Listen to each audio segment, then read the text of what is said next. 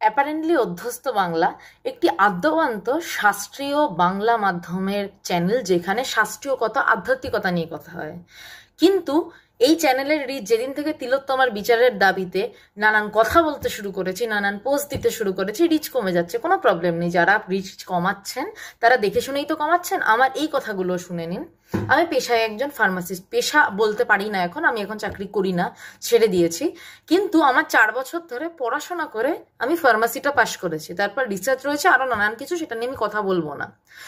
সেইখানেই মানে আমরা ফার্মাসিস্ট মানে আমাদের সই ছাড়া না ওষুধটা আপনাদের কাছে পৌঁছায় না। নতুন ওষুধ তৈরি করা, ওষুধ বানানো থেকে শুরু করে কোয়ালিটি কন্ট্রোল, কোয়ালিটি অ্যাসুরেন্স, আরও নানান কিছু আছে, ঘেটে নেবেন।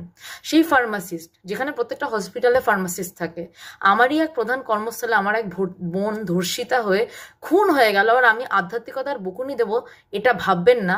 কারণ আধ্যাত্মিকতা মানে মানে মৃত্যু।